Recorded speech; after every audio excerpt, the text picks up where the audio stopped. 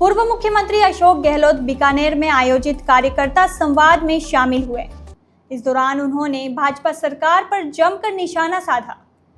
कार्यकर्ताओं से संवाद के बाद पत्रकारों से बातचीत करते हुए गहलोत ने आरोप लगाया कि राज्य में कांग्रेस सरकार द्वारा चलाई गई कई जनहितकारी योजनाओं को वर्तमान भाजपा सरकार ने आते ही बंद कर दिया है। उन्होंने सवाल उठाया कि इन योजनाओं को बंद करने की क्या आवश्यकता थी। अशोक गहलोत का फोटो हटाकर नाम बदल देते तो भी नागरिकों को तो योजनाओं का लाभ मिलता रहता।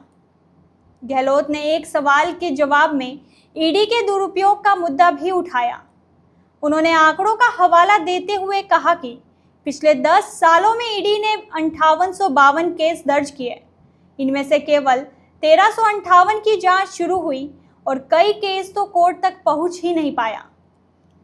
उन्होंने चौंकाने वाला आंकड़ा देते हुए बताया कि इन 5892 केस में से केवल 8 को ही सजा सुनाई गई है, जो कि मात्र 0.13% रहा है। गहलोत ने आरोप लगाया कि ईडी ने पिछली सरकारों को बेवजह बदनाम किया है। पूर्व मुख्यमंत्री ने संविधान के महत्व पर जोर देते हुए कहा कि कांग्रेस हमेशा संविधान की रक्षा करना सिखाती है। तो चुनाव आयोग जो है देश में वोटर आईडी सर्वेक्षण महाराष्ट्र के चुनाव के बाद में लगातार बोल रहे हैं और जो आशंका प्रकट कर रहे हैं उनके जवाब दे नहीं पा रहे लोग और बीजेपी मौन है उसके ऊपर। इलेक्शन कमीशन जो है उनका तरीका आगे बदल गया है। पहले उनका रिश्ता निष्पक्ष होता था सब पार्टी के साथ, बात करने का लहजा अलग होता था। मैं खुद भी गया हूँ एक बार इलेक्शन कमीशन के अंदर। इनके इलेक्शन कमीशन में जो चेयरमैन है या जो अन्य लोग भी होंगे, इनका लहजा बिल्कुल बदला हुआ है। ये अनफॉर्चुनेट है, खतरा है। हम बार बार कहते हैं देश में डेमोक्रेसी को खतरा है। क्यों कहते हैं? संविधान को बचाओ कि नारा क्यों लगाते हैं राहुल गांधी? इन्हीं बातों में लगाते हैं। जुडिशरी हो या इलेक्शन कमीशन हो या ब्यूरोक्रेसी हो, सब के दबाव के अंदर आईटी, इनकम टैक्स, सीबीआई, आपका ईडी, क्या है, क्या हो रहा है? कल ही आंकड़े आए वहाँ पर पार्लियामेंट के अंदर, चौंकाने वाले। आप पढ़ना उनसे। पहले आंकड़े आए थे 193 केसेस दर्ज किए, 2 प्रूफ हो गए, इतने छापे डाले होंगे। कल आंकड़े आए 500 से अधिक के, पता नहीं वो मैं अभी पढ़ नहीं पाया। तो पार्लियामेंट के आंकड़े ही तो क्या हो रहा देश के अंदर? डेमोक्रेसी कैसे बचेगी? तो आपको लगता है कि भाई चुनाव आयोग जो है बीजेपी के इशारे से काम कर रहा है? आंकड़े आए हैं कि 10 साल में ईडी ने 5892 केस दर्ज किए हैं। इनमें से 1398 का ट्रायल शुरू हुआ।